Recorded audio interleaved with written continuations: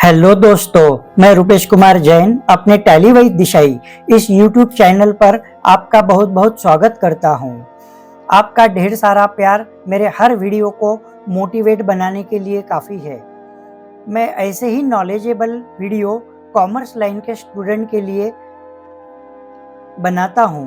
तो आज का भी ये वीडियो यूनिक सब्जेक्ट पर है। जैसे कि आप मेरा पावर पॉइंट प्रेजेंटेशन का स्क्रीन देख पा रहे हो, इसमें आज का सब्जेक्ट है जॉइंट एंट्री या फिर उसी को कहते हैं कंपाउंड एंट्री। तो जॉइंट एंट्री, कंपाउंड एंट्री मतलब क्या? तो उसकी एक डेफिनेशन यहाँ दी गई है, there is only one debit and others are credit. और सेकंडली देखा जाए तो similarly one credit and others are credit called joint और कंपाउंड एंट्री।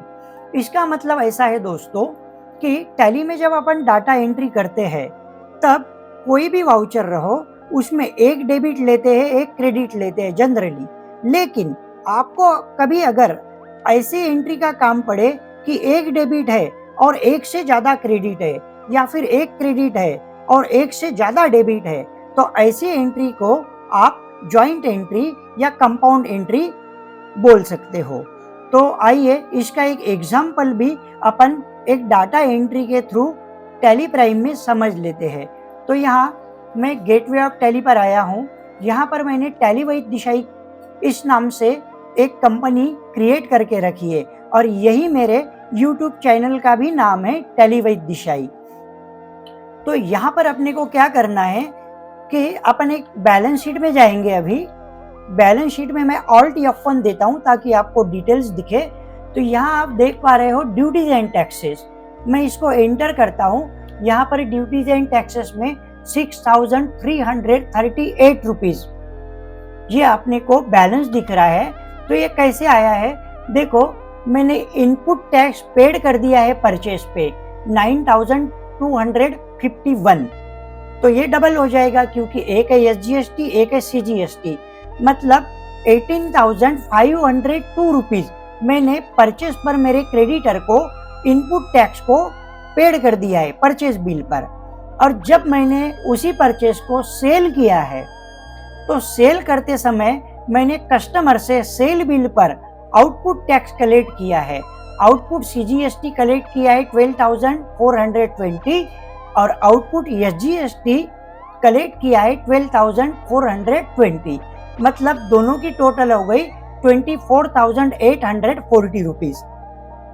तो जो मैंने परचेस पर अमाउंट पेड किया है टैक्स का, इनपुट टैक्स का, GST पेड किया है 18,502, लेकिन वही माल मैंने जब सेल किया गुड्स तो उसकी मैंने आउटपुट कलेक्शन किया है मैंने 24,840। इसका मतलब परचेस से ज्यादा मेरी सेल हो चुकी है, परचेस से ज्यादा टैक्स मैंने सेल पर कलेक्ट किया है जिसका नाम है आउटपुट टैक्स। तो इन दोनों में का जो डिफरेंस है 6,338 रुपीज, ये मुझे क्या करना है? ये मुझे गवर्नमेंट में पे करना है। तो आइए एक मैं आपको कंपाउंड एंट्री लेकर दिखाता हूँ। ये तो मेरी प्रोविजन हो गई है। तो डायरेक्टली मैं क्या करता हूँ, पेमेंट ही कर देता हूँ इसका। तो मैं यहाँ पर वाउचर्स में आता हूँ, पेमेंट पर आता हूँ और 31 मार्च को एक डाटा एंट्री आपको लेकर दिखला देता हूँ। यहाँ पर क्या होगा, आउटपुट टैक्स मेरा क्रेडिट है तो आउटपुट टैक्स को मैं डेबिट करता हूँ। कितना करना है? 12,420 रुपए। देखो यहाँ पर जीरो हो गया है अकाउंट। सेम आउटपुट CGST, इसको भी 12,400 रुपए से मैं डेबिट कर देता हूँ। उसके बाद में क्रेडिट क्या करना है अपने को? क्रेडिट करना है सबसे पहले क्या होगा कि स्टेट बैंक ऑफ इंडिया को डिफरेंस पेड कर देंगे अपन। अपने को तो सिर्फ डिफरेंस ही पेड करना है जो आ रहा है 6,338 रुपीज। ओके, और इसके बाद क्रेडिट किसको करेंगे? इनपुट टैक्स को। इनपुट टैक्स SGST कितना होगा मेरा? 9,251 रुपए। उसके बाद में इनपुट CGST उतना ही। और देखो ये एंट्री यहाँ पर सेव हो रही है, बराबर। मेरे इनपुट के दोनों लेजर जीरो हो गए, आउटपुट के दोनों लेजर मेरे नील बैलेंस मतलब जीरो हो गए, और उसका जो डिफरेंस है वो मैं बैंक के थ्रू कहाँ पेड कर रहा हूं, गवर्नमेंट के लेजर में, जीएसटी डिपार्टमेंट को। तो नरेशन होगा being cheque number so and so on SBI, क्योंकि मैं एसबीआई का चेक दे रहा हूं।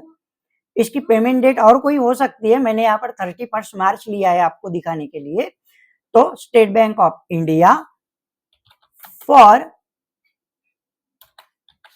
जीएसटी पेड ईयर 2024-2025, मेरा ये 1 साल का है, या आप क्वार्टरली समझ लीजिए, जो भी है। मुझे तो जीएसटी पेड करते समय आपको ये दिखाना था कि कंपाउंड एंट्री किसे कहते हैं। आप यहाँ देख लीजिए, 2 बार डेबिट है और 3 बार क्रेडिट है, एक बार भी डेबिट है और एक से ज्यादा क्रेडिट है, या फिर एक बार क्रेडिट है और एक बार से ज्यादा डेबिट है, तो इसको ज्वाइंट एंट्री या कंपाउंड एंट्री आप बोल सकते हो। तो इस एंट्री को मैं क्या कर रहा हूं, यहाँ पर सेव करके आपको दिखा भी देता हूं कि अपन बैलेंस शीट में आएंगे, और बैलेंस शीट में यहाँ आपको देख लीजिए ड्यूटीज एंड टैक्सेस नील दिख रहा है, ओके। और ड्यूटीज एंड टैक्सेस नील होने की वजह से इसमें जो आपके अकाउंट थे वो कौन से थे, देख लीजिए, इनपुट और आउटपुट ये सभी यहाँ पर नील हो गए, क्लोजिंग बैलेंस इसका कुछ भी नहीं है। तो मुझे आपको इस वीडियो के माध्यम से आज यही बताना था कि ज्वाइंट एंट्री और कंपाउंड एंट्री किसे कहते हैं, ज्वाइंट एंट्री और कंपाउंड एंट्री की डेफिनेशन क्या होती है, उसकी पोजीशन, एंट्री की पोजीशन कैसे होती है कि एक डेबिट एक से ज्यादा क्रेडिट, या फिर एक क्रेडिट एक से ज्यादा डेबिट। तो दोस्तों ये नॉलेजेबल वीडियो आपने पूरा देखा होगा, ऐसी मुझे आशा है। आप इस वीडियो को ना समझा होगा आपको वीडियो, तो ये दोबारा देखिए। वीडियो अच्छा लगा हो तो लाइक, शेयर, कमेंट और सब्सक्राइब करके बेल आइकन को प्रेस करना ना भूलिए। तो आज का वीडियो मैं यही एंड करता हूं। ऐसे ही नॉलेजेबल वीडियो देखने के लिए मेरा चैनल देखते रहिए, टैली विद दिशाई। जय हिंद, वंदे मातरम।